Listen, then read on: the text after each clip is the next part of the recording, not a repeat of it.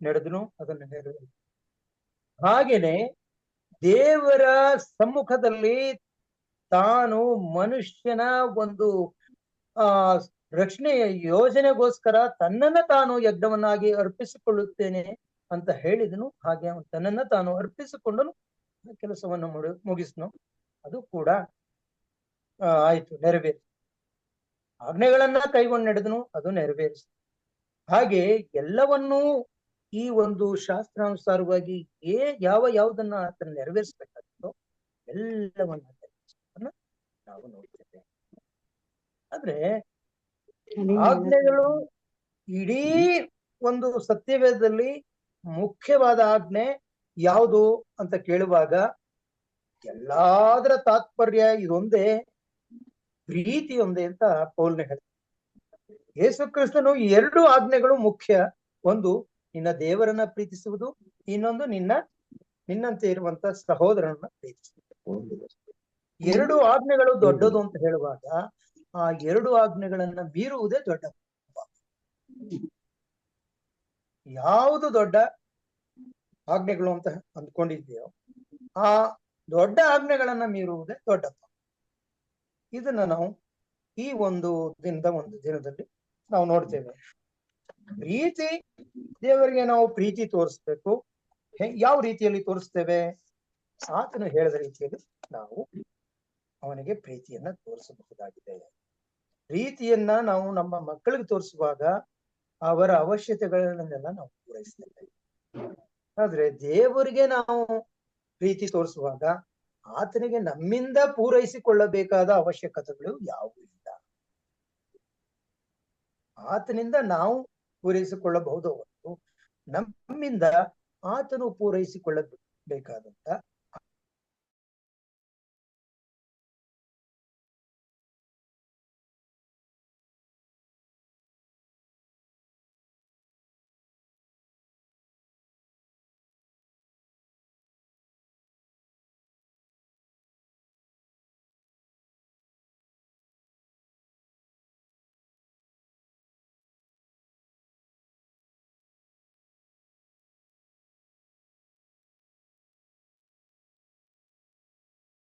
ಮಕ್ಕಳು ಹೊಡಿತಾರೆ. ಆವಾಗ ತಂದೆ ಇನ್ನೊಬ್ಬ ಮಗನ ಹೊಡೆದವನ ಅವನನ್ನ ಕೊಂದು ಈ ಮಗನಿಗೋಸ್ಕರ ಅವನನ್ನು ಕೊಲ್ಲಾರ. ಅಂದ್ರೆ ಆ ಮಗನಿಗೆ ಆಗಿರುವಂತಹ ನೋವನ್ನು ಕಡಿಮೆ ಮಾಡ್ಲಿಕ್ಕೆ ಈ ಮಗನಿಗೆ ಬುದ್ಧಿ ಹೇಳ್ಬೇಕಾಗುತ್ತೆ. ಒಂದ್ ವೇಳೆ ಅವನ ಬುದ್ಧಿ ಕಲಿಲ್ಲ ಅಂದ್ರೆ ಶಿಕ್ಷೆನೂ ಕೊಡ್ಬೇಕಾಗುತ್ತೆ. ಇದು ತಂದೆಯ ಒಂದು ಮಾಡುವಂತಹ ಕೆಲಸವಾಗಿದೆ. ನಾವು ನಮ್ಮಂತೆ ಇರುವಂತಹ ಇನ್ನೊಬ್ಬರನ್ನ ನಾವು ಪ್ರೀತಿಸಬೇಕು ಅಂದ್ರೆ ಅರ್ಥ ದೇವರ ಪ್ರೀತಿಗೆ ಎಲ್ಲರೂ ಪಾತ್ರರಾಗಬೇಕು. ನಾನೊಬ್ಬ ಪ್ರೀತಿಗೆ ಒಳಗಾಗಿ ಇನ್ನೆಲ್ಲರೂ ದೇವರ ಒಂದು ಕೋಪಕ್ಕೂ ದೈವಿಕ ಕೋಪಕ್ಕೆ ತುತ್ತಾಗುವುದು ದೇವರಿಗೆ ಇಷ್ಟವಿಲ್ಲ. ಆ ಕಾರಣದಿಂದ ಪ್ರಿಯರೇ, ನಾವು ದೊಡ್ಡ ಪಾಪಗಳು ಅಂದ್ರೆ ಅರ್ಥ ದೊಡ್ಡ ಆಜ್ಞೆಗಳು ಅಂತ ನಾವು ಬಹಳ ಸಿಂಪ್ಲಿಫೈ ಮಾಡಿ ಸ್ವಾಮಿ ಒಂದು ನಿನ್ನ ದೇವರನ್ನ ಪ್ರೀತಿ ಮಾಡ್ತಾ ಹಾಗೆ ನಿನ್ನ ಮನುಷ್ಯನ ಪ್ರೀತಿ. ಇಲ್ಲಿ ತಂದೆ ತಾಯಿಗಳೇ ದೇವರು ಅನ್ನೋರಿದ್ದಾರೆ, ಒಪ್ತೀರಾ? ಬೇರೆ ಸಹೋದರ ತಂದೆ ತಾಯಿಗಳೇ ದೇವರು, ಕಣ್ಣಿಗೆ ಕಾಣೋ ದೇವರು. ತಂದೆ ತಾಯಿಗಳು ನೋಡ್ಕೊಂಡ್ರೆ ಸಾಕು, ಇನ್ಯಾವ ದೇವ್ರು ಬೇಕಪ್ಪ ಅಂತ ನಮಗ್ ಬುದ್ಧಿ ಹೇಳೋರ್ನ ನಾವು ಬಹಳಷ್ಟು ನೋಡಿದ್ದೇವೆ. ಇನ್ನು ಹೆಣ್ಮಗಳಿಗೆ ಇನ್ ಗಂಡನೇ ನಿನಗೆ ದೇವ್ರಮ್ಮ, ಅವನನ್ನ ಏನ್ ಹೇಳ್ತಾನೋ ನೀನು ಅವನ ಅವಶ್ಯಕತೆಗಳನ್ನ ಪೂರೈಸದೇ ನಿನ್ನ ಕರ್ತವ್ಯ ಕೊಡೋರಿ. ಖಂಡಿತವಾಗಿ ತಂದೆ ತಾಯಿಗಳು ನಮ್ಮ ಪ್ರೀತಿಗೆ ಪಾತ್ರರು, ಹಾಗೂ ಅವರ ಪ್ರೀತಿಗೆ ನಾವು ಪಾತ್ರರಾಗಬೇಕು. ಚಿಕ್ಕವರಾಗಿದ್ದಾಗ ನಮ್ಮನ್ನ ಸಾಕಿ ಸಲಹುತ್ತಾರೆ, ವಯಸ್ಸಾದ ಮೇಲೆ ನಾವು ಅವರನ್ನ ಸಾಕಿ ಸಲಹ, ಅದರಿಂದ ನಾವು ತಪ್ಪಿಸ್ಕೊಳ್ಲಿಕ್ಕಾಗಲ್ಲ. ಈಗಿನ ಜನಗಳೆಲ್ಲ ಏನ್ ಹೇಳ್ತಾರೆ, ದೇವರ ವಾಕ್ಯವನ್ನು ಉದಾಹರಿಸ್ಕೊಂಡು ಏನು ಉದಾಹರಣೆ ಮಾಡ್ತಾರೆ ಅಂದ್ರೆ, ಅವರು ಗಂಡ ಹೆಂಡತಿಯರಾಗಿ ತಮ್ಮ ತಂದೆ ತಾಯಿಗಳನ್ನ ತೊರೆದು ಅವರಿಬ್ರು 2 ದೇಹ ಅಲ್ಲ ಒಂದಾದ್ರು ಅಂತ ಹೇಳಿ ನೋಡಿ. ತಂದೆ ತಾಯಿಗಳನ್ನ ಬಿಟ್ಟು ಅವರಿಬ್ರು ಒಂದಾದ್ರು, ಇವರು ಇನ್ನು 2 ದೇಹವಲ್ಲ ಒಂದೇ ದೇಹ ಅಂತ ಹೇಳೋದನ್ನ ತಗೊಂಡು ಇವತ್ತು ನಮ್ಮ ಕ್ರೈಸ್ತರಲ್ಲಿ ಮದುವೆ ಆಗ್ತಿದ್ದಂಗೆ ಅವ್ರನ್ನ ಸೆಪರೇಟ್ ಆಗಿ ಹೋಗ್ಬೇಕು ಅಂತ ಅಂದ್ಕೊಂಡು ಹೋಗ್ತಾರೆ. ನಮ್ಮಲ್ಲಿ ಎಷ್ಟೋ ಜನ ಆ ರೀತಿ ಸೆಪರೇಟ್ ಆಗಿರೋರು ಅಲ್ಲ ಸೆಪರೇಟ್ ಆಗಿ ಹೋಗಿರೋರು ತಾವೇ ಸೆಪರೇಟ್ ಆಗಿರೋದನ್ನ ನಾವು ನೋಡ್ತೇವೆ. ಹೌದಲ್ಲ? ನಾವಿಬ್ರು ಹಾಯಾಗಿರ್ಬೇಕು, ನಿಮ್ಮ ನೋಡ್ಕೊಳಕ್ಕಾಗಲ್ಲ, ನಾವು ಗಂಡ ಹೆಂಡ್ತಿರು, ನಮ್ಗೆ ಸ್ವತಂತ್ರ ಬೇಕು ಅಂತ ಹೇಳಿ ತಮ್ಮನ್ನ ಪ್ರತ್ಯೇಕ ಮಾಡಿಕೊಂಡು ಜೀವನ ಮಾಡ್ಲಿಕ್ಕೆ ಹೋದಂತವ್ರು ತಮ್ಮಷ್ಟಕ್ಕೆ ತಮ್ಮಿಬ್ಬರಲ್ಲಿ ಹೊಂದಾಣಿಕೆ ಇಲ್ಲದೆ, ಒಂದು ಅರ್ಥ ಮಾಡಿಕೊಳ್ಳದೆ, ಒಬ್ರಿಗೊಬ್ರು ತಾವೇ ಒಂದು ಬೇರೆಯಾಗಿ ಅಂದ್ರೆ ಡೈವರ್ಸ್ ಆಗಿ ಈ ವಿವಾಹ ವಿಚ್ಛೇದನವನ್ನ ಮಾಡ್ಕೊಂಡವ್ರನ್ನ ನಾವು ನೋಡಿದ್ದೇವೆ. ಪ್ರಿಯರೇ, ಇಬ್ರು ಹೆಣ್ಣು ಗಂಡು ಇಬ್ರು ಒಂದು ಚೆನ್ನಾಗಿ ಬದುಕಬೇಕು ಅಂತಂದ್ರೆ ಅವರಿಬ್ರು ಖಂಡಿತವಾಗಿ ಇಬ್ರು ಒಂದಾಗಿ ಬದುಕಬಹುದಾಗಿದೆ. ಆ ಒಂದಾಗ್ಲಿಕ್ಕೆ ಯಾವುದೋ ಒಂದು ತೊಂದರೆ ಇಲ್ಲ. ಆದ್ರೆ ಅವರು ಮನಸ್ತಾಪ ಉಂಟಾದಾಗ, ಅವರು ಕಿತ್ತಾಡ್ಕೊಳ್ಳುವಾಗ, ಒಬ್ಬರಿಗೊಬ್ಬರು ಪರಸ್ಪರ ದ್ವೇಷ ಮಾಡತೊಡಗಿದಾಗ, ಎರಡು ಕುಟುಂಬಗಳ ನಿಂತು ಅವ್ರನ್ನ ಸರಿಪಡಿಸ್ಲಿಲ್ಲ ಅಂತಂದ್ರೆ ಅವರು ಶಾಶ್ವತವಾಗಿ ಬೇರೆ ಎರಡು ಕುಟುಂಬಗಳು ಮುಖ್ಯವಾಗಿ ಒಂದು ಅಂಡರ್ಸ್ಟ್ಯಾಂಡಿಂಗ್ ಅಲ್ಲಿ ಇರಲು ಮುಖ್ಯ. ಅದಕ್ಕೆ ಗಂಡ ಯಾವತ್ತೂ ದೇವರಲ್ಲದೆ ಇರ್ಬೋದು, ಆದ್ರೆ ದೇವ್ರು ಕೊಟ್ಟಂತಹ ಒಂದು ಆಶೀರ್ವಾದಗಳನ್ನ ನಾವು ಕಳ್ಕೊಳ್ಳೋದು ದೊಡ್ಡ ನಷ್ಟ. ಇಲ್ಲಿ ನಾವು ನೋಡೋಣ, ತಪ್ಪಿ ಹೋದ ಮಗನು ಅವನು ತನ್ನ ತಂದೆಯಿಂದ ಬಂದಂತಹ ಪಾಲನೆ ಏನ್ ಮಾಡ್ತಾನೆ? ಅವನು ತಪ್ಪಿ ಹೋದ ಮಗನು ತನ್ನ ತಂದೆಯಿಂದ ಬಂದಂತಹ ಆಸ್ತಿ ಪಾಸ್ತಿಯ ಪಾಲನ ಏನ್ ಮಾಡ್ತಾನೆ? ಆತನು ಮಿಸ್ಯೂಸ್ ಮಾಡ್ತಾನೆ. ಅದಕ್ಕೂ ಮೊದಲೇ ಅವನು ಮಾರಾಟ ಮಾಡ್ಬಿಡ್ತಾನೆ.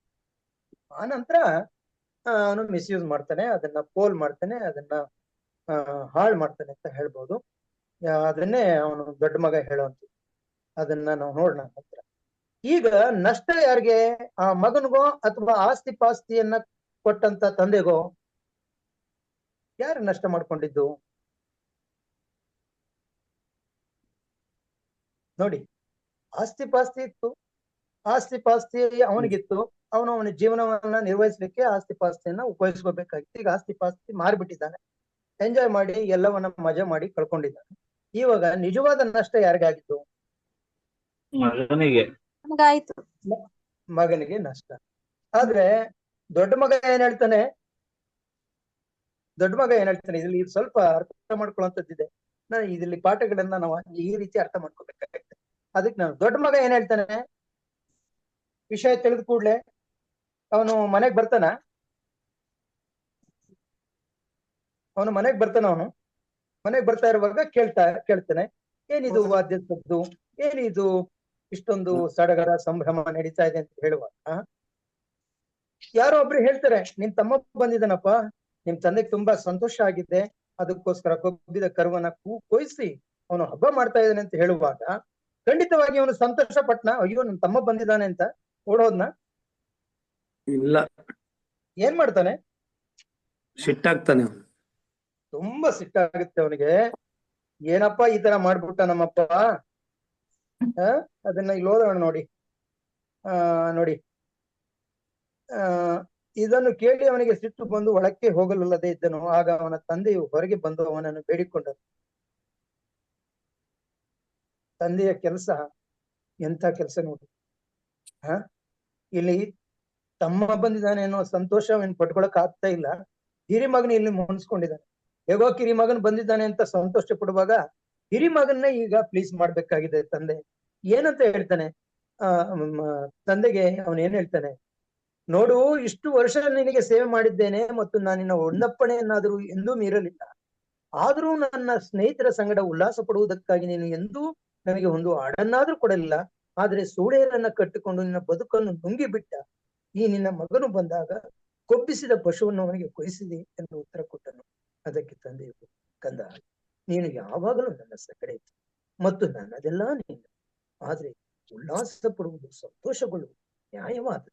ಯಾಕಂದ್ರೆ ಈ ನಿನ್ನ ತಮ್ಮ ಸತ್ತವನಾಗಿ ತಿರುಗಿ ಬದುಕಿ ಓಲಿ ಹೋಗ್ತಾನೆ ಸಿಕ್ಕಿದ. ತಂದೆಗೆ ಯಾವ ನಷ್ಟವೂ ಮಗನ ಕಳ್ಕೊಳ್ಳುವುದೇ ದೊಡ್ಡ ನಷ್ಟ. ಹೌದಲ್ಲ? ಮಗನನ್ನ ಕಳ್ಕೊಳ್ಳುವುದೇ ದೊಡ್ಡ ನಷ್ಟ. ಅವನ ಆಸ್ತಿ ಹೋಯ್ತು ಅಂತ ಅವನೆಂದು ದುಃಖ ಪಡ್ಲಿಲ್ಲ. ಆದ್ರೆ ತಂದೆಯ ವಿಷಯದಲ್ಲಿ, ಆಸ್ತಿ ವಿಷಯದಲ್ಲಿ ಯಾರು ಹೆಚ್ಚು ಒಂದು ಕಾಳಜಿ ವಹಿಸ್ತಾ ಇದ್ದಾರೆ? ದೊಡ್ಡ ಹಿರಿಯ ಮಗ. ಹಿರಿಯ ಮಗನಿಗೆ ತನ್ನ ತಮ್ಮ ಬದುಕು ಬಂದಿದ್ದು ತನ್ನ ಸಹೋದರನ ಒಂದು ಮತ್ತೆ ಅವನಿಗೆ ತಿರುಗಿ ಬಂದಿರೋದು ಹಿರಿಯ ಮಗನಿಗೆ ಎಷ್ಟೊಂದು ಸಂತೋಷ ಆಗ್ತಾ ಇದೆ. ಅವನು ಅಪ್ಪನ ಆಸ್ತಿಯನ್ನ ಹಾಳು ಮಾಡಿದ್ದು ನಿಜ, ಆದ್ರೆ ಅಪ್ಪನಿಗೆ ಅದರಿಂದ ಏನು ನಷ್ಟ ಆಗಿಲ್ಲ. ಅವನು ಕೊಡ್ಬೇಕಾಗಿತ್ತು, ಕೊಟ್ಟಿದ್ದಾನೆ. ಕೊಟ್ಟಂತ ಆಶೀರ್ವಾದಗಳನ್ನ ಅವನು ಕಳ್ಕೊಂಡಿದ್ದಾನೆ. ಆದ್ರೆ ತನ್ನ ಮಗನನ್ನ ಕಳ್ಕೊಳ್ಳುವುದೇ ಒಂದು ದೊಡ್ಡ ನೋವಿನ ಸಂಗತಿ, ನಷ್ಟ ಅಂತ ಹೇಳ್ಬೋದು. ಹಾಗಾಗಿ ತಂದೆಗೆ ಆಸ್ತಿ ಪಾಸ್ತಿ ಮುಖ್ಯವಾಗಿದೆ, ತನ್ನ ಮಗನನ್ನ ಕಳಕೊಳ್ಳದಿರುವುದೇ ಮುಖ್ಯವಾಗಿತ್ತು. ಅಂದ್ರೆ ಮಗ ಇರುವುದೇ ಅವನಿಗೆ ಅಷ್ಟೆ, ಮಗ ಇರುವುದೇ ಮಗನನ್ನ ಕಳ್ಕೊಳ್ಳುವುದು ಎಲ್ಲವನ್ನೂ ಕಳ್ಕೊಳ್ಳುವುದು. ಇದನ್ನ ನಾವು ಇಂತಹ ತಂದೆಗೆ ಹಿರಿಯ ಮಗನೂ ಸಹ ಮುಖ್ಯವಾದ. ಹಿರಿಯ ಮಗ ಮುನ್ಸ್ಕೊಂಡಾಗ ಇವಾಗ ಹಿರಿಯ ಮಗನನ್ನ ಆತನು ಸರಿದಾರಿಗೆ ಸಮಾಧಾನ ಪಡಿಸಿ ಕರ್ಕೊಂಡ್ ಬರುವಂತ ಕೆಲಸವನ್ನು ಅದನ್ನೇ.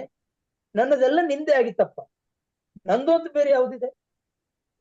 ನಿನ್ ತಮ್ಮ ಹೋದ್ಮೇಲೆ ಎಲ್ಲ ನಿಂದೆ ಆಗಿತ್ತು.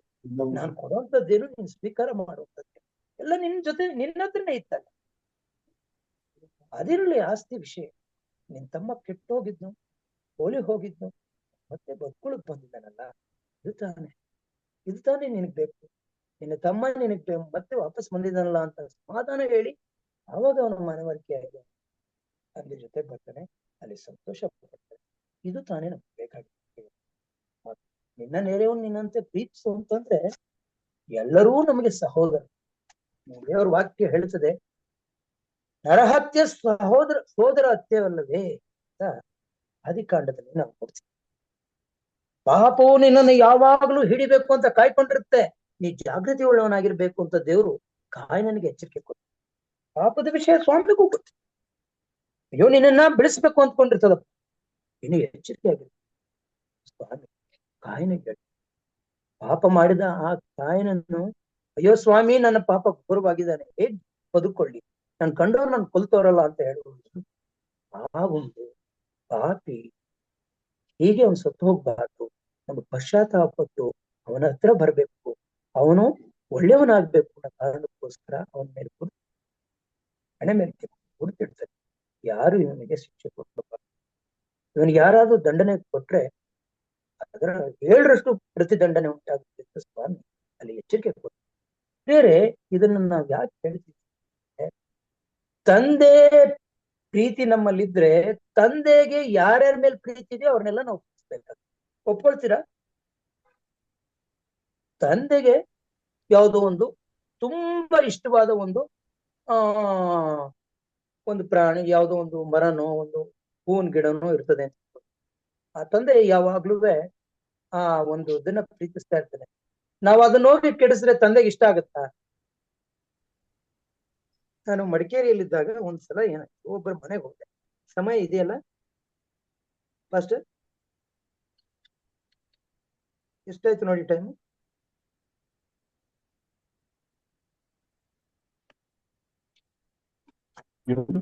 ಆಗಿದೆ ಅಂತ.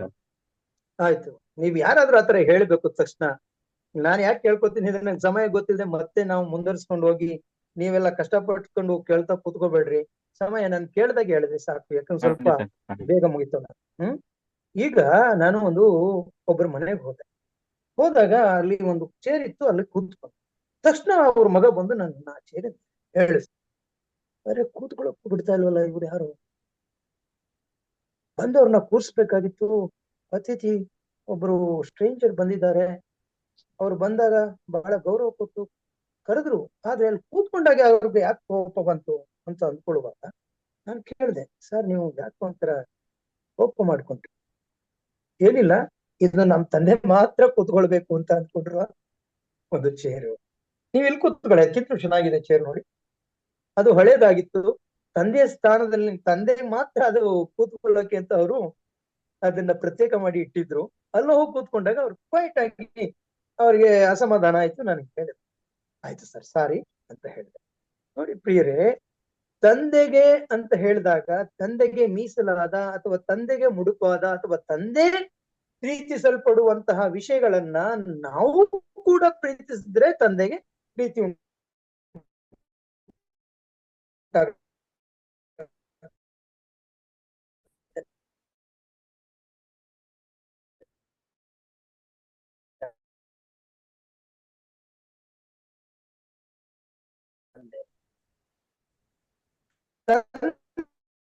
ಎಲ್ಲರನ್ನೂ ಪ್ರೀತಿಸುವ ದೇವರಾಗಿರ್ತಾನೆ. ಪ್ರೀತಿ ಪಾತ್ರರಾದ ಇತರನ್ನ ನಾವು ದ್ವೇಷ ಮಾಡುವಾಗ ತಂದೆಗೆ ಸ್ವಾಭಾವಿಕವಾಗಿ ನಮ್ಮ ಮೇಲೆ ಕೋಪ ಬರುತ್ತೆ. ಇನ್ನೂ ಹೇಳಬೇಕು ಅಂತಂದ್ರೆ ಸರಿಯಾಗಿ ತಂದೆಯ ಮೇಲೆ ನಮಗೆ ಪ್ರೀತಿ ಇಲ್ಲ ಅಂತ. ಪ್ರೀತಿ ಇದ್ದಿದ್ದು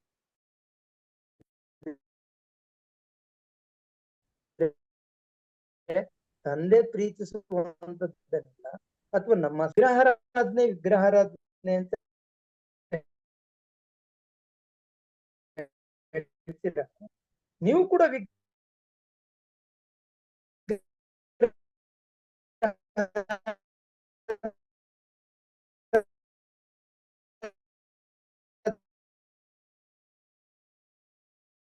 ಮಾಡ್ತೀರ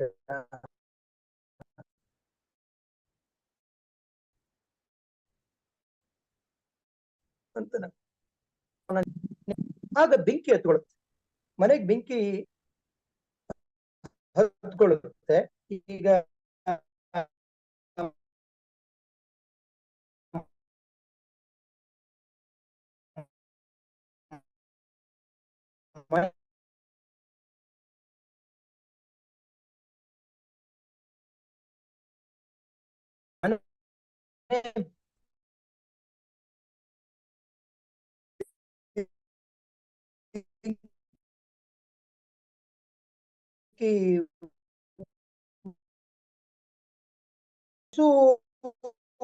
ಇದು ಅಂತ ಕೊಡುವಂತಹ ಒಂದು ಇದನ್ನ, ಆ ಗಂಜಳವನ್ನ ನೀವು ಕುಡಿತೀರಾ, ಆತರ ನಾವು ಮಾಡಲ್ಲ. ಅದೆಲ್ಲ ನಮ್ಗೆ ಇಂಪಾರ್ಟೆಂಟ್ ಅಲ್ಲ. ಸ್ವಾಮಿ ನಮ್ಗೆ ಹೇಳಿದಾನೆ ನಮ್ಮ ಪ್ರಾಣಿಗಳನ್ನ ನಾವು ಪ್ರೀತಿಸ್ಬೇಕು ಅಂತ ಹೇಳಿದೆ. ಆದ್ರೆ ಅವುಗಳನ್ನೇ ಪೂಜೆ ಮಾಡ್ಬೇಕು ಅನ್ನೋದು ನಿಮ್ಮ ಒಂದು ವಾದ. ಅದು ನಮ್ಮಲ್ಲಿಲ್ಲ. ಯಾಕಂದ್ರೆ ಎಲ್ಲವನ್ನೂ ಸೃಷ್ಟಿಸಿದ ದೇವರಿರುವಾಗ ಸೃಷ್ಟಿಯ ವಸ್ತುಗಳನ್ನ ನಾವು ಪೂಜೆ ಮಾಡುವಂತ ಅವಶ್ಯಕತೆ. ಸೃಷ್ಟಿಯ ವಸ್ತುಗಳನ್ನ ನಾವು ಪ್ರೀತಿಸ್ತೇವೆ, ಸಂರಕ್ಷಿಸ್ತೇವೆ. ನಿಮಗೆ ಹೇಳ್ಬೇಕು ಅಂತಂದ್ರೆ ಈ ಪ್ರಕೃತಿಯನ್ನ ಸಂರಕ್ಷಿಸುವಂತಹ ಒಂದು ಪಾರುಪತ್ಯಗಾರಿಕೆಯನ್ನ ಸ್ವಾಮಿ ನಮ್ಗೆ ಕೊಟ್ಟಿದ್ದ. ನಾವು ಗಾಳಿಯನ್ನಾಗಲಿ, ನೀರನ್ನ, ಮರ ಗಿಡಗಳನ್ನ, ಪ್ರಾಣಿ ಪಕ್ಷಿಗಳನ್ನ, ಒಂದು ತೋಟಗಳನ್ನ, ನದಿಯ ನೀರು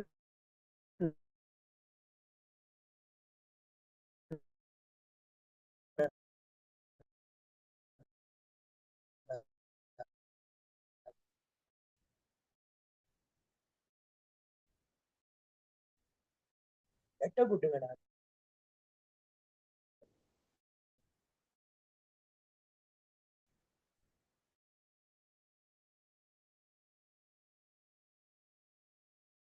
ನಾವು ಇವತ್ತು ತಿಳ್ಕೊಳ್ಬೇಕಾಗಿರೋದು ಏನು? ಎರಡು ಪಾಪಗಳು, ದೊಡ್ಡ ಪಾಪಗಳು ಯಾವುವು ಅಂತ ಹೇಳುವಾಗ, ಎರಡು ದೊಡ್ಡ ಪಾಪಗಳು ಅಂದ್ರೆ ಎರಡು ದೊಡ್ಡ ಆಜ್ಞೆಗಳು ಅಂತ ಯಾವ್ದನ್ನ ಕರೆದಿದ್ದೇವೆ? ಆಜ್ಞೆಗಳನ್ನ ಮೀರುವುದೇ ಆಗಿದೆ. ಯಾರಾದ್ರೂ ದಯವಿಟ್ಟು ಕೀರ್ತನೆ 135 13-19 ವಚನಗಳನ್ನ ಓದ್ರಿ. ನಾವು ಇನ್ನೊಂದು ವಾಕ್ಯ ಇದೆ, ಅದನ್ನು ಓದಿ ಈ ದಿನದ ಒಂದು ಪಾಠವನ್ನ ಮುಗಿಸೋಣ. ಯಾವ್ದಾದ್ರು ಪ್ರಶ್ನೆಗಳಿದ್ದ ಪಕ್ಷದಲ್ಲಿ ದಯವಿಟ್ಟು ನೀವು ಆ ಪ್ರಶ್ನೆಗಳನ್ನ ಕೇಳಬೇಕು ಅಂತ ನಾನು ಬಯಸ್ತೇನೆ. ಕೀರ್ತನೆ 135:13.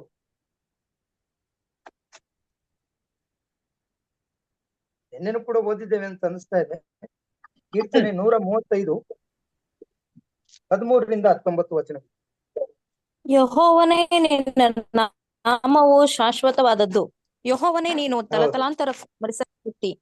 ನಿಜವಾಗಿ ಯೆಹೋವನು ತನ್ನ ಪ್ರಜೆಯ ನ್ಯಾಯವನ್ನು ಸ್ಥಾಪಿಸುವನು, ತನ್ನ ಸೇವಕರನ್ನು ಕನಿಕರಿಸುವನು. ಅನ್ಯ ಜನಗಳ ವಿಗ್ರಹಗಳು ಬೆಳ್ಳಿ ಬಂಗಾರದವು, ಅವು ಮನುಷ್ಯರ ಕೆಲಸವಷ್ಟೇ.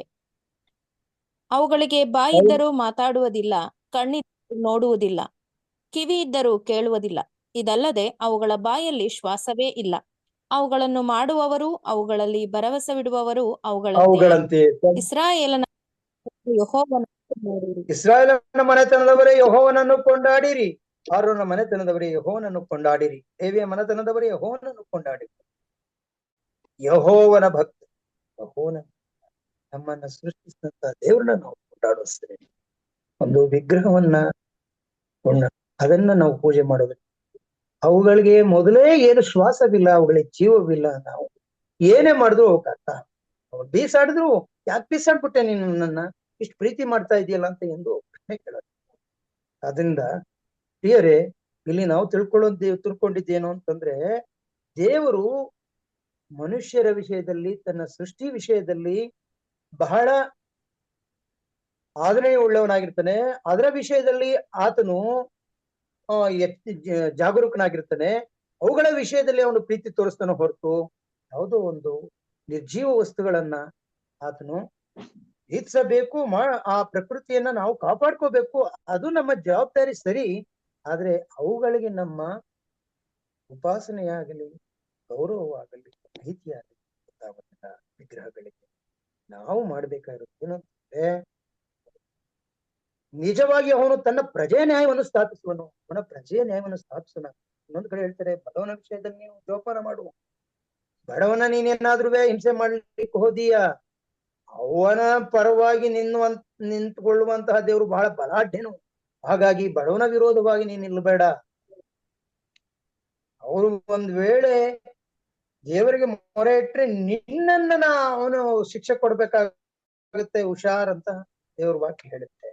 ಇನ್ನೊಂದು ವಾಕ್ಯ ಇಲ್ಲಿದೆ ಸೋಮವಾರದಲ್ಲಿ, ಅದನ್ನ ಓದ್ಬಿಡ್ರಿ, ನಾವು ನಿಲ್ಸೋಣ. ಜಕರ್ಯ 7ನೇ ಅಧ್ಯಾಯ 9ರಿಂದ 12 ವಚನಗಳು. ಜಕರ್ಯ 7ನೇ ಅಧ್ಯಾಯ 9ರಿಂದ 12 ವಚನಗಳು.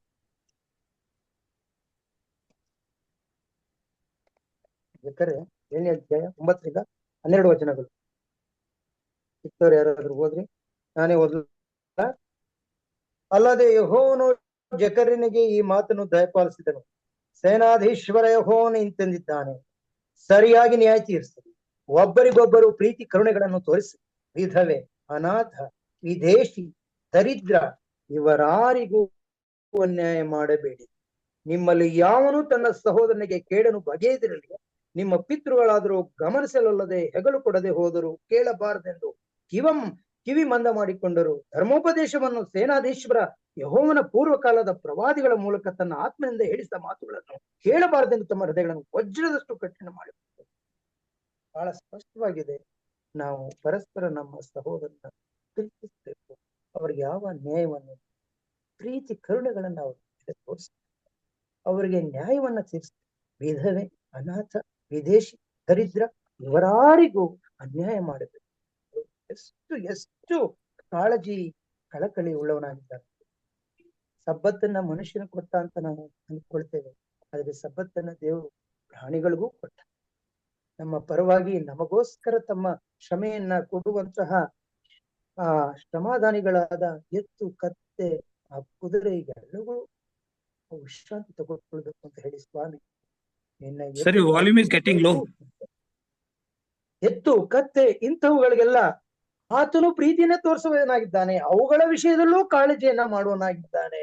ಹಾಗಾಗಿ ಪ್ರೇರೆ, ಸಬ್ಬತ್ತು ಎಂದರೆ ಮನುಷ್ಯನ ಒಂದು ವಿಶ್ರಾಂತಿ ಮಾತ್ರವಲ್ಲ, ಅವನು ಆ ಪ್ರಾಣಿಗಳ ವಿಷಯದಲ್ಲೂ ಕರುಣೆ ಉಳ್ಳವನಾಗಿದ್ದಾನೆ, ಅವುಗಳ ಮೇಲೂ ಸಹ ಪ್ರೀತಿಯನ್ನು ತೋರಿಸುವನಾಗಿದ್ದಾನೆ. ಹಾಗಾಗಿ ನೀನು ಎತ್ತು, ಕತ್ತೆ ಮುಂತಾದವುಗಳು ಎಲ್ಲವನ್ನ ನೀನು ಆ ದಿನ ದುಡಿಬಾರ್ದು, ಅವುಗಳ ರೆಸ್ಟ್ ಕೊಡ್ಬೇಕು ಅಂತ ಸ್ವಾಮಿ ಹೇಳ್ತಾನೆ.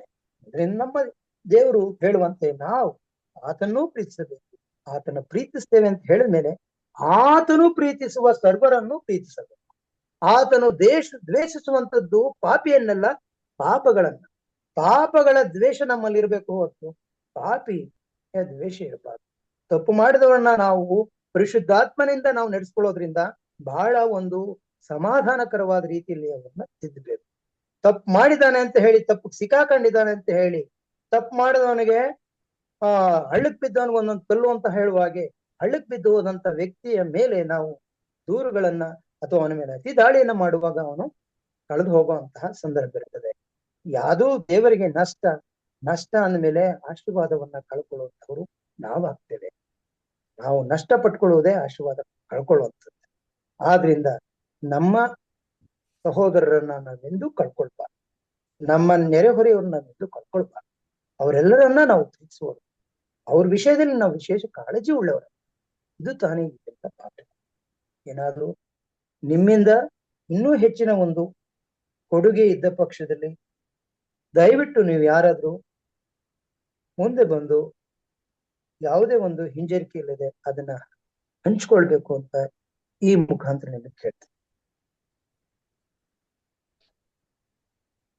ಆಕ್ಚುಲಿ ನಾನು ಶೈಲಾ ಬೆಂಜಮಿನ್ ಮಾತಾಡ್ತಾ ಇದ್ದೀನಿ. ಹೇಳಿ. ಆ, ಪಾಪಗಳಲ್ಲಿ ಎರಡು ಹಾ. ತರದಿದೆ ಅಲ್ಲ ಪಾಸ್ಟ್ರೆ. ಒಂದು ಕಾರ್ಯರೂಪದಲ್ಲಿ ಮಾಡುವಂತ ಪಾಪಗಳು, ಹೌದು ಮತ್ತೆ ಇನ್ನೊಂದು ಮನಸ್ಸಿನಲ್ಲಿ ನೆನೆಸಿಕೊಂಡು ಮಾಡುವಂತ ಪಾಪಗಳು. ಹೌದು. ಸೊ ಇದು ಎರಡು ದೇವರಿಗೆ ವಿರುದ್ಧವಾದ ಪಾಪಗಳು. ನೋಡಿ, ಒಳ್ಳೆಯ ಒಂದು ಪ್ರಶ್ನೆನ ಕೇಳಿದ್ರಿ. ನೀವು ನನ್ನನ್ನ ನನಗೆ ನಮಸ್ಕಾರ ಹೇಳುವಾಗ ಸಹೋದರಿ ನನಗೆ ನಮಸ್ಕಾರ ಮಾಡಿದ್ದಾರೆ ಅಂತ ಅನ್ಕೊಳ್ತೀನಿ. ಆದ್ರೆ ನಿಮ್ಮ ಹೃದಯದಲ್ಲಿ ನೀವು ಯಾವ ರೀತಿ ನನಗೆ ನಿಜವಾಗಿಯೂ ಪ್ರೀತಿ ತೋರಿಸಿ ಗೌರವ ತೋರಿಸಿ ನಮಸ್ಕಾರ ಮಾಡಿದಿರೋ, ಒಳೊಳಗೆ ಬೈಕೊಂಡು ನನಗೆ ನಮಸ್ಕಾರ ಮಾಡಿದಿರೋ ನನಗ್ ಗೊತ್ತಾಗಲ್ಲ. ಆದ್ರೆ ದೇವ್ರಿಗೆ ನಿಜವಾಗಿ ಗೊತ್ತಾಗುತ್ತೆ. ದೇವರನ್ನ ನಾವು ಮೋಸ ಪಡಿಸ್ಲಿಕ್ಕಾಗಲ್ಲ. ಆ ಮನುಷ್ಯನಿಗೆ ಏನು ಒಳ್ಳೇದಾಗಿ ಕಾಣ್ಬೇಕೋ ಅದನ್ನ ನಾವು ಹೊರಗಡೆ ಮಾಡಿದಾಗ್ಯೂ ಸಹ ದೇವರು ಇದನ್ನ ನೋಡ್ತಾ ಇರೋದ್ರಿಂದ ನಾವು ಮನಸ್ಸಿನ ಒಳಗು ಮತ್ತು ನಮ್ಮ ಕಾರ್ಯಗಳಲ್ಲೂ ಎರಡೂ ಒಂದೇ ರೀತಿಯಾಗಿದ್ರೆ ಮಾತ್ರ ದೇವ್ರಿಗೆ ಮೆಚ್ಚುಗೆ ಆಗುತ್ತೆ. ನಾವು ಮನಸ್ಸಿನೊಳಗೆ ಒಂದಿಟ್ಕೊಂಡು ಹೊರಗಡೆ ಮಾಡುವಾಗ ಮನುಷ್ಯನನ್ನ ನಾವು ಮೆಚ್ಚಿಸ್ಲಿಕ್ಕೆ ಮಾಡಿದ ಪ್ರಯತ್ನವಾಗುತ್ತೆ. ಈಗ ನಿಮಗೆ ಸ್ಪಷ್ಟವಾಗುತ್ತೆ, ಮನಸ್ಸಿನಲ್ಲಿ ಮತ್ತೆ ಹೊರಗೆ ಮಾಡುವಂತ ಎರಡೂ ಯಾವುದೇ ದೋಷವಿಲ್ಲದ ಪಕ್ಷದಲ್ಲಿ ದೇವರ ಮೆಚ್ಚುಗೆಗೆ ನಾವು ಪಾತ್ರ. ಸರಿಯಲ್ಲ? That is the reason why we Yes. all must be led by the Spirit of God. Yes, brother. When we are led by the Spirit of God, we will not fulfill the lusts of the flesh. That means we will not sin. ಹೌದು. Even when we sin, even Paul says, I will just read it for you, if you don't mind. Yes, sir. Please find it. Paul says, so now it is no longer I who do it, Yes. but sin that dwells within me. Yes. What we see is in this passage that Paul is telling about his struggle with sin. Yes. He is talking that he is acknowledging that he desires to do good. Yes. He is often overcome by sinful desires and actions.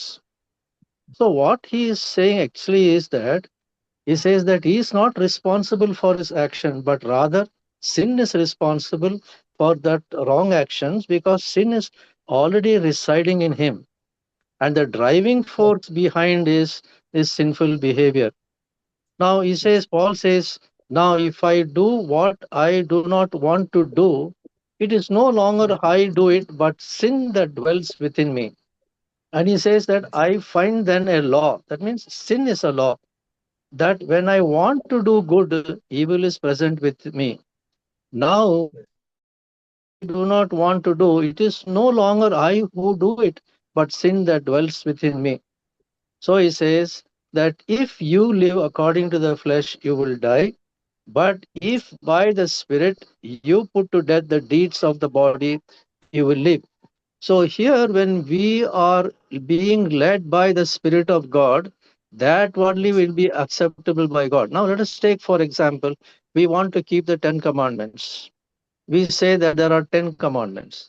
We say also that if we break, the word of God says that if you break one law, you break all the 9 commandments. Then there is no point in keeping the commandments. It is not possible with our own strength to keep the 10 commandments of God. It is only in union with the Lord Jesus, who is dwelling in our spirit, who is the Spirit of life in us. He says, be joined with me, and through me you will be able to keep all the 10 commandments. When we keep through Jesus, it is accepted by God. That's the reason Jesus says, without me you can do nothing. Without me you can do nothing. So he says that he wants us to be united with him in our spiritual walk. So that spiritual walk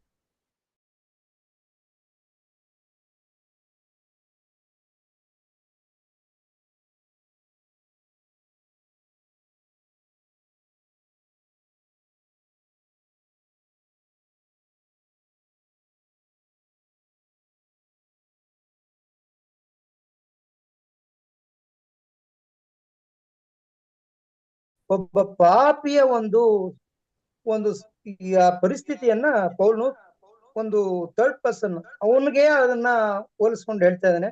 ಇದನ್ನ ಹೇಳಿ ನೋಡಿ, ಪೌಲ್ನೇ ಹೇಳಿದಾನೆ, ಪಾಪ ಮಾಡದೆ ಇರ್ಲಿಕ್ಕಾಗಲ್ಲ, ಹಾಗಾಗಿ ನಾವು ಪಾಪ ಮಾಡ್ಬೇಕಾಗತ್ತೆ ಅಂತ. ಖಂಡಿತ ಪೌಲನು ಪಾಪ ಮಾಡ್ತಾ ಇರಲ್ಲ, ಆದ್ರೆ ಒಬ್ಬ ಮನುಷ್ಯನ ಪಾಪಿಯ ಪರಿಸ್ಥಿತಿಯನ್ನ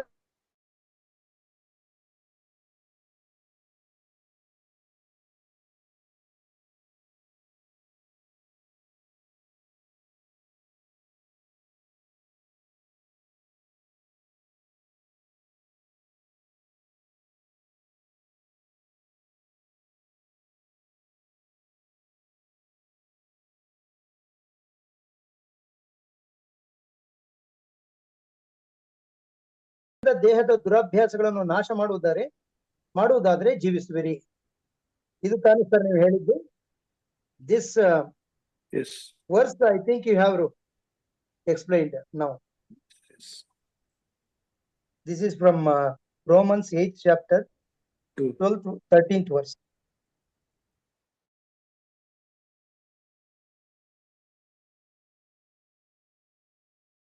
ಎಲ್ರಿಗೂ ಎಷ್ಟು Thank ಒಂದು you, Pastor. Yes, Pastor. Thank you Yeah. Sister.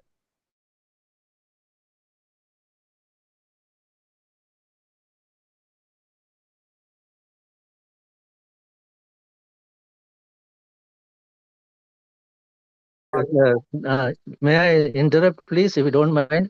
You please sir, kindly And speak. that sister, see, accurate, because there are two types of Yes. sin. The Yes, sin that we do outside of our body, and the sin that we do inside of our body. yes. Okay. Maybe some other time, when time permits, we can discuss on that. I've got the answer. I will let you know later on. Yes, sir. Sin is always sin. If you cherish sin inside your heart, that is Hmm. also sin. That Yes, is yes. also dangerous Yes, to that person. Yes, we can sin in our Yes. thoughts, in our Yes. imaginations, in Yes. our talks, in our hearts, in our actions. Yes. Certainly. Only the Lord can liberate us from sin when we walk Yes. in obedience to Him. Yes. ಅದಕ್ಕೆ character ಮತ್ತೆ conductance ಅಂತ ಎರಡು ಪದಗಳಿವೆ. Conductance ನಾವು ಕೆಟ್ಟವರಾಗಿದ್ರು ಒಳ್ಳೆಯವರಂತೆ ನಟಿಸಿ ನಡ್ಕೋಬಹುದು. ಈ character ಸ್ವಭಾವ ಏನಿದೆ, ನಮ್ಮ ಮನಸ್ಸಿನೊಳಗೆ ಏನಿದೆ, ಅದೆಲ್ಲ ನಾವು ಅದನ್ನ ಬದಲು ಮಾಡ್ಕೊಳಕ್ಕಾಗಲ್ಲ. ಆ ಬದಲಾವಣೆ ಆಗ್ಬೇಕು, ಪರಿವರ್ತನೆ ಆಗ್ಬೇಕು ಅಂದ್ರೆ ನಾವು ಯೇಸು ಕ್ರಿಸ್ತನಿಗೆ ಸಂಪೂರ್ಣವಾದ ರೀತಿಯಲ್ಲಿ ಸಮರ್ಪಿಸಿಕೊಂಡ ಪಕ್ಷದಲ್ಲಿ ನಮ್ಮ ಎಲ್ಲಾ ಪಾಪಗಳನ್ನ ನಾವು ಬಿಟ್ಟು ಜೀವಿಸದಲ್ಲಿ ಈ ಒಂದು ಕನ್ವರ್ಷನ್ ಇದು ನಮಗೆ ಸಿಗುತ್ತೆ. ಹೃದಯದಲ್ಲಿ ನಾವು ಬದಲಾಗ್ಬೇಕು ಅಂದ್ರೆ ಯೇಸು ಕ್ರಿಸ್ತನಿಂದಲೇ ಇದು ಸಾಧ್ಯ. ಓಕೆ, ಒಪ್ಕೊಳ್ಳು. ಮುಗಿಸೋಣ ಪಾಸ್ಟರ್. ಪಾಠ ಮುಗಿದಿದೆ, ನನ್ನ ಕಡೆಯಿಂದ ಮುಗಿದಿದೆ. ನೀವು ಯಾರಾದ್ರೂ ಪ್ರಶ್ನೆಗಳು ಅಥವಾ ಉತ್ತರಗಳು ಈ ಒಂದು ಎಲ್ಲ ನಾವು ಸೇರಿ ನಾವು ಕಲಿಯಬಹುದಾಗಿದೆ. ಸಮಯ ಎಷ್ಟು ನೋಡ್ಕೊಳ್ಳಿ, ಅದರ ಆಧಾರದ ಮೇಲೆ ಮಾಡೋಣ. Thank you. ಉತ್ತಮವಾದಂತ ರೀತಿಯಲ್ಲಿ ಪಾಠವನ್ನ ನಡೆಸಿಕೊಟ್ಟದಕ್ಕಾಗಿ ಹಿರಿಯರಾದ ಚಿನ್ನಪ್ಪ ಸಾತ್ವಿಕ್ ಅವರಿಗೆ ನಾನು ವಂದನೆಗಳನ್ನ ಸಲ್ಲಿಸ್ತೇನೆ. ಕರ್ತನು ನಿಮ್ಮನ್ನ ಆಶೀರ್ವಾದ ಮಾಡಲಿ. ಇನ್ನು ಹೆಚ್ಚಿನ ರೀತಿಯಲ್ಲಿ ಆತ್ಮಿಕವಾಗಿ ತನ್ನ ಸೇವೆಯಲ್ಲಿ ಉಪಯೋಗಿಸಿಕೊಳ್ಳಲಿ ಎಂಬುದಾಗಿ ಪ್ರಾರ್ಥಿಸ್ತೇನೆ. ವಿಶೇಷವಾಗಿ ನಾವು ಪ್ರಾರ್ಥನೆಗೆ ಹೋಗೋಣ. ಪ್ರಾರ್ಥನೆಯನ್ನ ಈ ಸಮಯದಲ್ಲಿ ನಮ್ಮ ಮಧ್ಯದಲ್ಲಿ ನಮ್ಮ ಸಹೋದರರು ಹಾಗೂ ನಮ್ಮ ಸ್ನೇಹಿತರಾಗಿರ್ತಕ್ಕಂಥ ಅಬ್ರಾಮ್ ವಿಜಯಕುಮಾರ್ ಅವರಿದ್ದಾರೆ. ಪ್ರಾರ್ಥನೆ ಮಾಡ್ಬೋದಾ? ಪಾಸ್ಟರ್ ಅಬ್ರಾಮ್ ವಿಜಯಕುಮಾರ್ ಅವರು ಬೆಳಗಾವಿಯಿಂದ ಜಾಯ್ನ್ ಆಗಿದ್ದಾರೆ. ಅವರು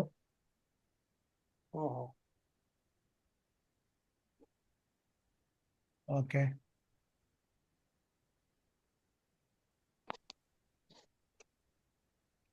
ಇಲ್ಲ ಅಂತಂದ್ರೆ ಇದ್ದೀರಾ? ಓಕೆ. ಸಹೋದರಿ ಮಾಲಾ ಹೊಸಮನಿ ಅವರು ಪ್ರಾರ್ಥನೆ ಮಾಡ್ಬೇಕೆಂಬುದಾಗಿ ಕೇಳ್ಕೊಳ್ತೇನೆ. ಮುಕ್ತಾಯದ ಪ್ರಾರ್ಥನೆಯನ್ನ ಪ್ರಾರ್ಥನೆ ವಿಜ್ಞಾಪನೆಗಳಿದ್ರೆ ಈ ಸಮಯದಲ್ಲಿ ತಿಳಿಸಬೇಕೆಂಬುದಾಗಿ ಕೇಳ್ಕೊಳ್ತೇನೆ. ನಮ್ಮಲ್ಲಿ ಕೆಲವೊಂದು ಪ್ರಾರ್ಥನೆ ವಿಜ್ಞಾಪನೆಗಳಿವೆ. ಸಹೋದರಿ ಮಾಲಾ ಅವರು ಇದ್ದೀರಾ? ಇದಾರೆ ಪಾಸ್ಟರ್ ಅವರು. ಓಕೆ ಅಮ್ಮ, ನೀವು ಪ್ರಾರ್ಥನೆ ರಿಕ್ವೆಸ್ಟ್ ಇದೆ, ನೋಟ್ ಮಾಡ್ಕೊಂಡ್ರೆ ಒಳ್ಳೇದು. ನೋಟ್ ಮಾಡ್ಕೋತೀರಾ? ನೋಟ್ ಮಾಡ್ಕೊಳ್ತೀನಿ ಸರ್. ಓಕೆ ಸರ್ ಹೇಳಿ. ಸಿಸ್ಟರ್, ನಾನು ಟಿ ನರಸೀಪುರದಿಂದ ಮಂಜುಳಾ ಅಂತ. ನನ್ ಹೇಳಿ. ಮಗಳು 10th ಸ್ಟ್ಯಾಂಡರ್ಡ್ ಹಾ ಲೋಕೇಶ್ವರಿ ಅಂತ ಅವಳ ಹೆಸರು. ಹಾ ಅವಳಿಗೋಸ್ಕರ ಪ್ರಾರ್ಥನೆ ಮಾಡಿ. Lokeshwari. So 10th sir standard ಅವ್ರಿಗೋಸ್ಕರ ಸರ್ ರತ್ನಮ್ಮ ಪ್ರಾರ್ಥನೆ ಮಾಡಿ ಸರ್. ರತ್ನಮ್ಮ. ನಮ್ಮಮ್ಮಗೆ ಹೌದು ಸರ್, ನಮ್ಮಮ್ಮಗೆ ತುಂಬಾ ಕಾಲು ನೋವು. ಓಕೆ 3 ದಿವಸದಿಂದ ತುಂಬಾ ಒದ್ದಾಡ್ತಾ ಇದಾರೆ. ಅವ್ರಿಗೋಸ್ಕರ ಪ್ರೇಯರ್ ಮಾಡಿ ಸರ್. ಓಕೆ ಹಾ ಹೇಳಿ. ನಮ್ಮ ಟಿ ನರಸೀಪುರಕ್ಕೆ ಒಬ್ರು ಬ್ರದರು ಇಲ್ಲಿಂದ ನಂಜನಗೂಡು ತಾಲೂಕಿಂದ ಸಬ್ಬತ್ ಚರ್ಚ್ಗೆ ಹೋಗ್ತಾ ಇದ್ರು. ನಾಗರಾಜು ಅಂತ. ಅವರ ಒಂದು ಕುಟುಂಬದಲ್ಲಿ ದೊಡ್ಡ ಒಂದು ಬಿರುಗಾಳಿ ಇದ್ದು ಅವರ ಹೆಂಡತಿ ಮತ್ತೆ ಅವರ ಮಧ್ಯೆ ದೊಡ್ಡ ಒಂದು ಬಿರುಕು ಉಂಟಾಗಿದೆ. ಅವರು ಡೈವರ್ಸ್ಗೆ ಹೋಗುವಂತ ಒಂದು ಪರಿಸ್ಥಿತಿ ತಲುಪಿದ್ದಾರೆ. ದಯವಿಟ್ಟು ಅವ್ರಿಗೋಸ್ಕರ ಪ್ರಾರ್ಥನೆ ಮಾಡಿ. ಅವರು ಬರ್ತಾ ಇರ್ತಿದ್ರು, ಇವಾಗ ಸ್ವಲ್ಪ ನಿಲ್ಸಿದ್ದಾರೆ. ನಾಗರಾಜು ಅಂತ. ಅವರು ಇಬ್ಬರು ಮಕ್ಕಳಿದ್ದಾರೆ. ಓಕೆ ಓಕೆ ಹೆಂಡತಿಯನ್ನ ಮನೆ ಬಿಟ್ಟು. ಓಕೆ ಓಕೆ ಸಹೋದರ ನಾಗರಾಜು ಅವರ ಕುಟುಂಬಕ್ಕೋಸ್ಕರ ಪ್ರಾರ್ಥನೆ ಮಾಡೋಣ. ಓಕೆ ಸಿಕ್ಕಾಕೊಂಡಿದ್ದಾರೆ, ಮತ್ತೆ ಎಲ್ಲಾ ವಿಷಯಗಳು ಸಿಕ್ಕಾಕೊಂಡಿದ್ದಾರೆ. ಅವ್ರಿಗೊಂದ್ ಸ್ವಲ್ಪ ಪ್ರಾರ್ಥನೆ ಮಾಡಿ. ಅವರು ಮತ್ತೆ ನಾಗರಾಜ್ ಅವರಿಬ್ಬರು ನೋಟ್ ಮಾಡ್ಕೊಳ್ಳಿ, ಬಹಳ ಕಷ್ಟದಲ್ಲಿದ್ದಾರೆ. ಓಕೆ ಅವರ ಜೊತೆಗೆ ಸೋಮಶೇಖರ್ ಎಂಬುದಾಗಿ ಅವರ ಆರೋಗ್ಯಕ್ಕೋಸ್ಕರ ಪ್ರಾರ್ಥನೆ ಮಾಡಿ. ಆಮೇಲೆ ರೇಖಾ ಎಂಬುದಾಗಿ ಸಹೋದರಿ ರೇಖಾ ಅವರು ಕೂಡ ಬೆಳಗಾಂದವರು, ಅವ್ರಿಗೋಸ್ಕರ ಪ್ರಾರ್ಥನೆ ಮಾಡಿ. ಮತ್ತೆ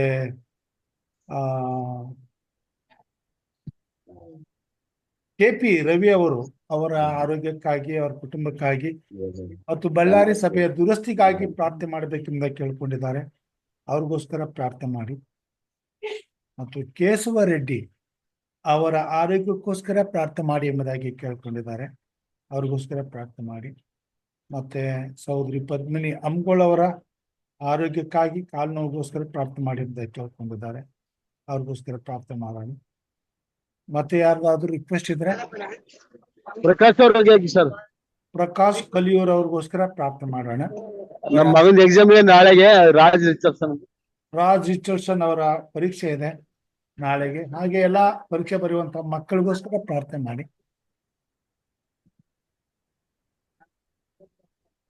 ಓಕೆ ಪ್ರಾರ್ಥನೆ ಮಾಡಿ.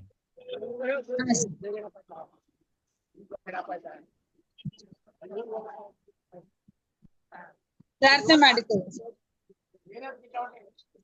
ಪ್ರೀತಿ ಸ್ವರೂಪನಾದ ನನ್ನ ಸ್ವರ್ಗೀಯ ತಂದೆ ನಾಮಕ್ಕೆ ಸ್ತೋತ್ರವಾಗಲಿ. ಸ್ವಾಮಿ, ನನ್ನ ಕರ್ತನೆ ಇಡೀ ದಿನವೆಲ್ಲ ನಿನ್ನ ಆಶೀರ್ವಾದ ಮೂಲಕ ಕಾಯ್ದು ಕಾಪಾಡಿ ಸಾಯಂಕಾಲದ ವಿಶೇಷ ಸಮಯದಲ್ಲಿ ನನ್ನ ಕರ್ತನೆ ನಾವೆಲ್ಲರೂ ಒಟ್ಟಾಗಿ ಸೇರಿ ಪ್ರಾರ್ಥಿಸುವಂತ ಮಹಾಭಾಗ್ಯವನ್ನು ಇವತ್ತಿನ ನಮ್ಗೆ ಕೊಟ್ಟಿದ್ದೀರಿ. ಅದಕ್ಕಾಗಿ ಸ್ತೋತ್ರ ಸ್ವಾಮಿ. ಹೌದು ಕರ್ತನೆ, ನಾವು ಯಾವ್ಯಾವ ಊರುಗಳಲ್ಲಿ ಇದ್ಕೊಂಡು ಸ್ವಾಮಿ ನಾವೆಲ್ಲರೂ ಒಟ್ಟಾಗಿ ಸೇರಿ ಸಭ್ಯಶಾಲೆ ಪಾಠದಲ್ಲಿ ಎಲ್ಲರೂ ಕಲಿತು ಸ್ವಾಮಿ ಕಲಿಯುವಂತ ಒಂದು ಭಾಗ್ಯವನ್ನ ನೀವು ನಮ್ಮೆಲ್ಲರಿಗೂ ಒದಗಿಸಿಕೊಟ್ಟಿದ್ದೀರಿ. ಅದಕ್ಕಾಗಿ ಸ್ತೋತ್ರ ಸ್ವಾಮಿ.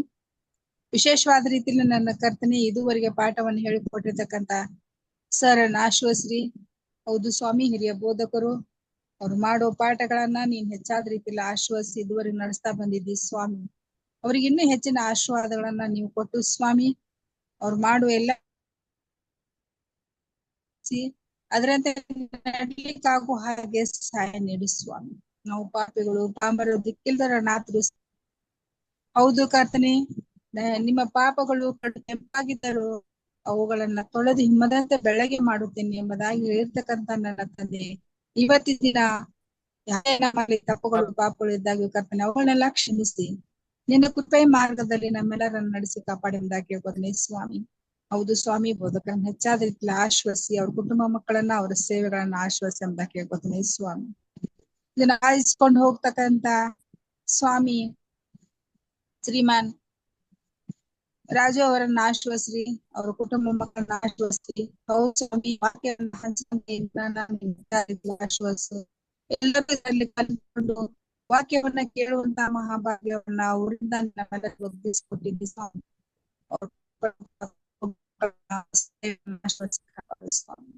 ಅದೇ ರೀತಿಯಾಗಿ ಸ್ವಾಮಿ, ಈ ಜೂಮ್ ಕಾರ್ಯಕ್ರಮದಲ್ಲಿ ಕೂಡಿ ಬಂದಿರತಕ್ಕಂತಹ ಪ್ರತಿಯೊಬ್ಬರನ್ನ ನಿಮ್ ಹೆಸರಾಗಿ ಆಶ್ವಸಿ ಕಾಪಾಡು ಸ್ವಾಮಿ.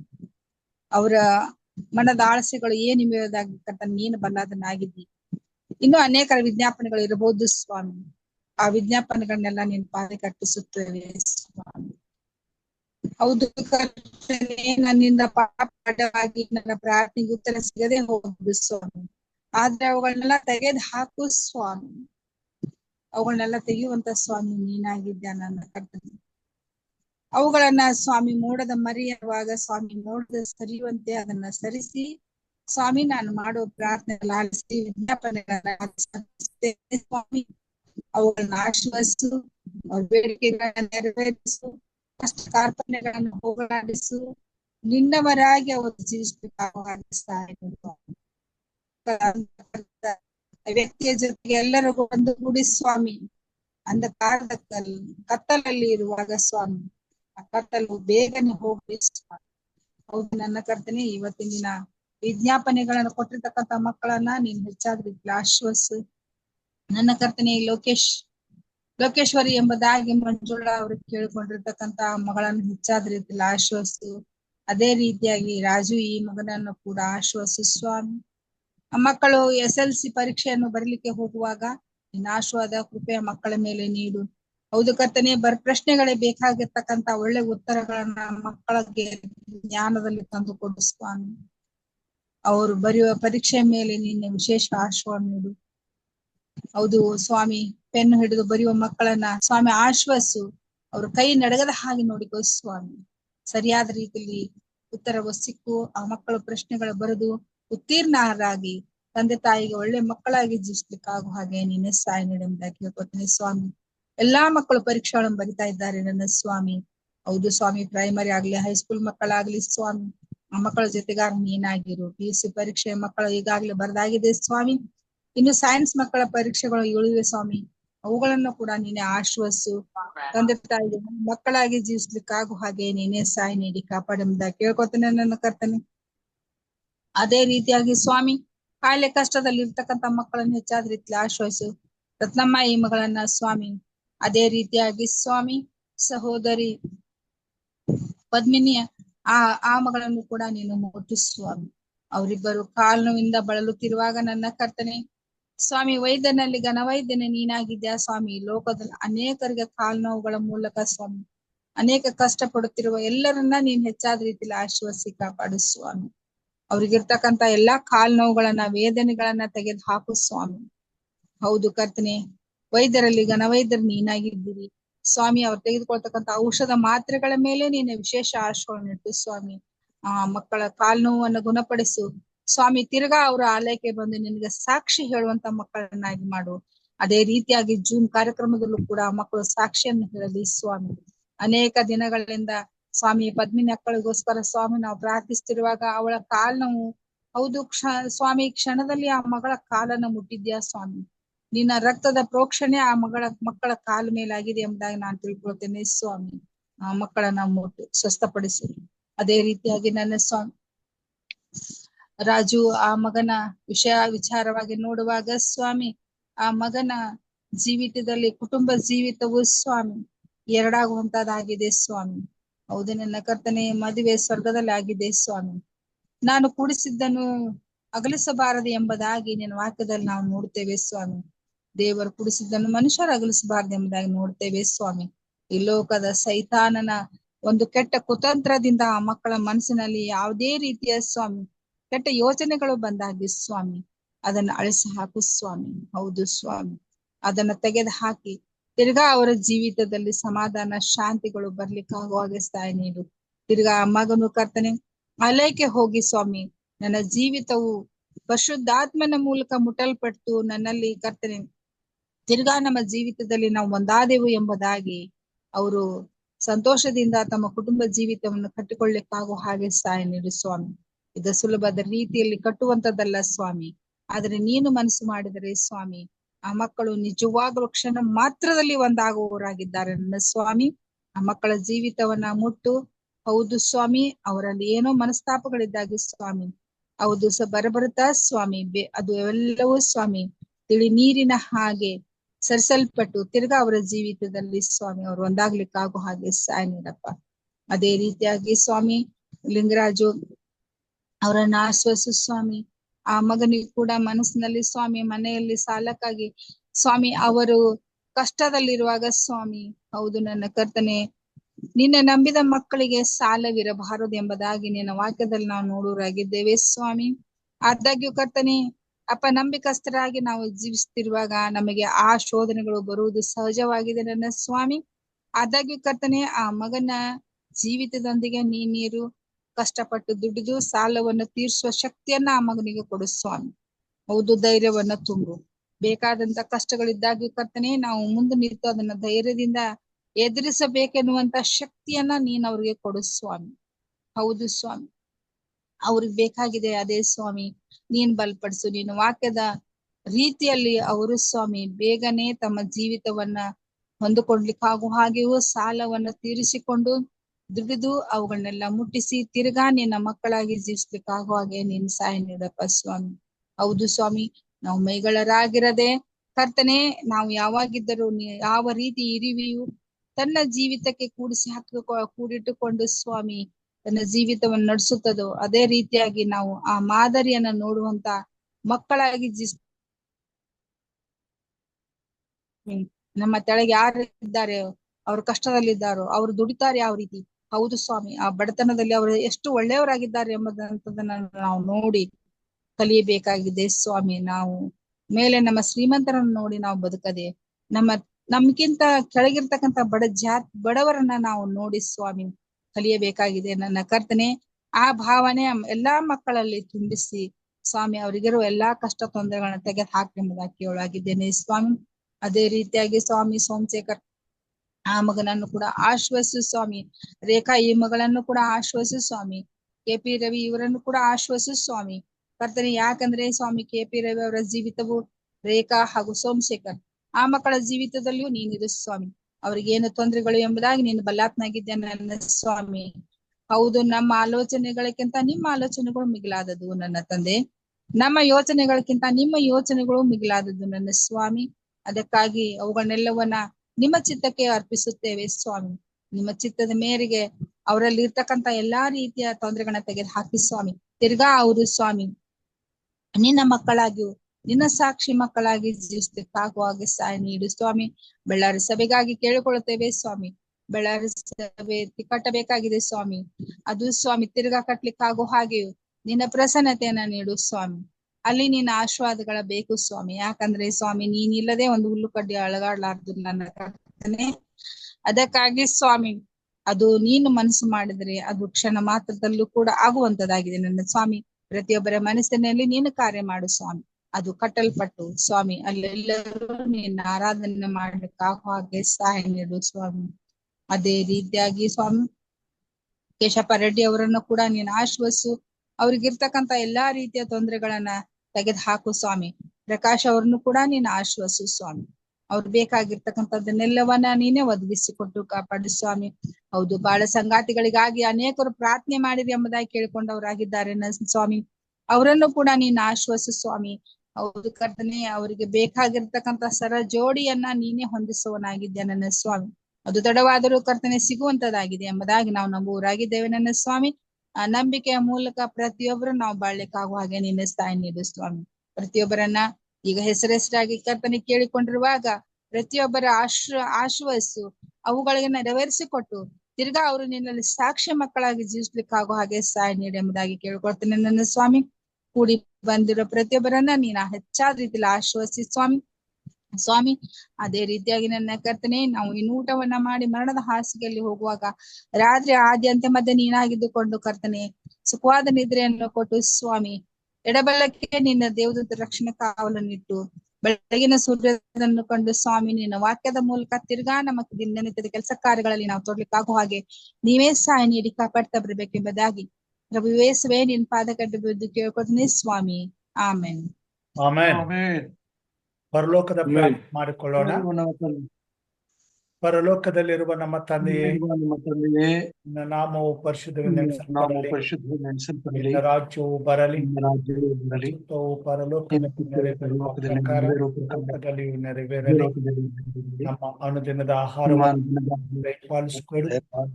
ನಮಗೆ ತಪ್ಪು ಮಾಡಿದವರನ್ನು ಕ್ಷಮಿಸು. ನಮ್ಮನ್ನು ಶೋಧನೆಯೊಳಗೆ ಸೇರಿಸದಕ್ಕೆ ಯಾಕಂದರೆ ಯಾಕಂದರೆ ರಾಜ್ಯವು ಬಲವು ಕಾಲ ಆಮೆನ್. ನಮ್ಮ ತಂದೆಯಾದ ದೇವರ ಪ್ರೀತಿಯು, ನಮ್ಮ ರಕ್ಷಕನಾದಂತ ಯೇಸು ಕ್ರಿಸ್ತನ ಕೃಪೆಯು, ಪರಿಶುದ್ಧಾತ್ಮ ದೇವರ ಅನುಮತಿಯು, ಐಕ್ಯತೆಯು, ಸಹವಾಸವು ಈಗಲೂ ಯಾವಾಗಲೂ ನಿರಂತರವು ಕೂಡಿ ಬಂದಂತ ದೇವರ ಮಂದಿಯೊಂದಿಗೆ ಪ್ರಾರ್ಥನೆ ವಿಜ್ಞಾಪನೆಗಳ ಸಂಗಡ ಈ ಕಾರ್ಯಕ್ರಮದಲ್ಲಿ ಭಾಗವಹಿಸಿದಂತ ಪ್ರತಿಯೊಂದು ಕುಟುಂಬಗಳ ಸಂಗಡ ಸದಾ ಕಾಲ ನೆಲೆಯಾಗಿರ್ಲಿ ಸ್ವಾಮಿ. Amen. Amen. Thank you pastor. Thank you. Thank you. ಎಲ್ಲರಿಗೂ ವಂದನೆಗಳು.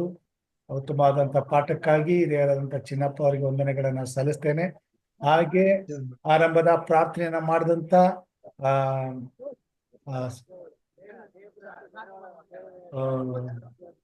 ಹಿರಿಯರಿಗೆ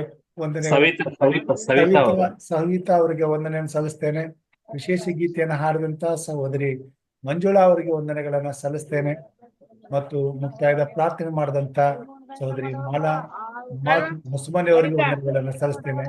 ಎಲ್ಲರನ್ನ ಆಶೀರ್ವಾದ ಮಾಡಲಿ. ಈ ರಾತ್ರಿ ವಿಶೇಷವಾಗಿ ನಮ್ಮನ್ನ ತನ್ನ ಕೃಪೆಯಿಂದ ನಡೆಸಲಿ, ಸುಖ ನಿದ್ರೆಯನ್ನು ಕೊಟ್ಟು ಆಶೀರ್ವದಿಸಿ ನಮ್ಮನ್ನ ಸುಖವಾಗಿ ನಡೆಸಿ ಬೆಳಗ್ಗೆ ಎಚ್ಚರಪಡಿಸಿ ಮತ್ತೆ ನಾಳೆ ಆತನ ಕೃಪಾ ಸನ್ನಿಧಾನಕ್ಕೆ ಬರುವಂತೆ ಕಾಯಲಿ ಎಂಬುದಾಗಿ ಪ್ರಾರ್ಥಿಸುತ್ತಾ ಎಲ್ಲರಿಗೂ ಈ ರಾತ್ರಿಯ ಶುಭಾಶಯಗಳನ್ನು ಕೋರ್ತೇನೆ. ಕರ್ತನು ನಿಮ್ಮೆಲ್ಲರನ್ನು ಆಶೀರ್ವಾದ ಮಾಡಲಿ. ಧನ್ಯವಾದಗಳು. Thank you. Thank you pastor. Thank you ma'am. ವಾಕ್ಯ ತಿಳಿಸ್ಕೊಡಿ ಹಿರಿಯರಿಗೂ ಧನ್ಯವಾದ. ವಾಕ್ಯ ತಿಳಿಸ್ಕೊಟ್ಟ ಎಲ್ಲರಿಗೂ ಧನ್ಯವಾದ ಮತ್ತು ಶುಭರಾತ್ರಿ. Thank you, sir. Chinappa sir, nice lesson study.